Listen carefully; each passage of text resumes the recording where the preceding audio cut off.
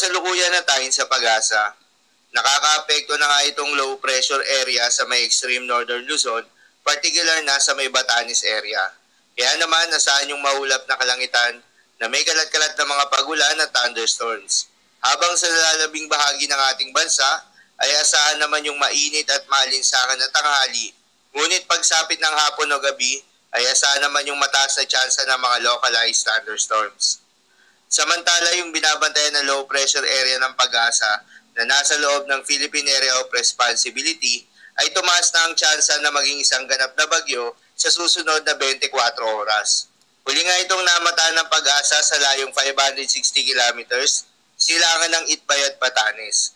Kung magiging bagyo man ito ay papangalanan nitong bagyong Hulya ng Pag-asa. Inaasahan nitong makakaapekto sa bahagi ng Northern Luzon sa mga susunod na araw.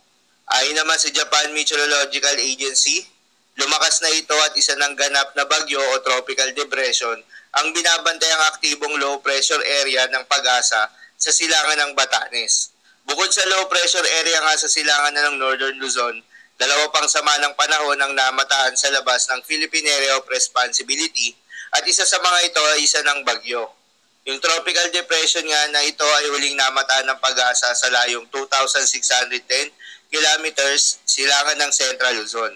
Taglay ang lakas ng hangin na umaabot sa 55 kilometers per hour at pagbugso ng hangin na umaabot sa 70 kilometers per hour. Kumikilos ito sa direksyon ng north-northwestward sa bilis na 10 kilometers per hour.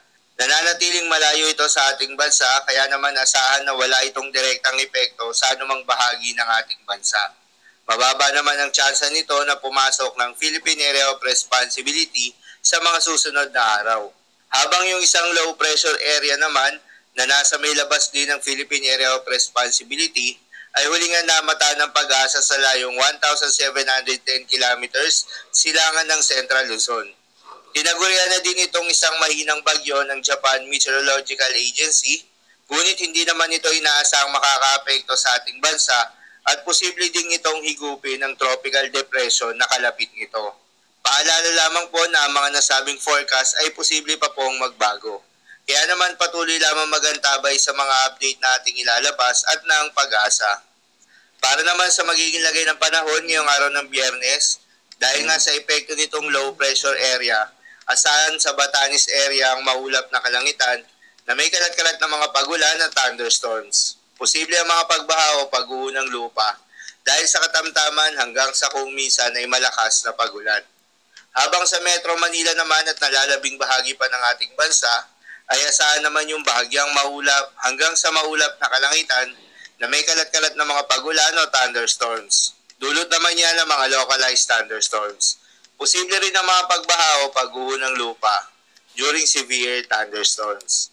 Madalas nabubuo ang mga thunderstorms na ito tuwing hapon o gabi na nagtatagal ng 1 o 2 oras, kaya naman mag-ingat sa posibleng banta ng pagbaha o pag-uho ng lupa. Para naman sa magiging lagay ng mga dagat baybayin, ayon sa Pag-asa ay wala tayong nakataas na gale warning sa anumang seaboards ng ating bansa. Kaya naman malayang makakapamalaot yung mga kababayan nating mangingisda at yung may maliliit na sasakyang pandagat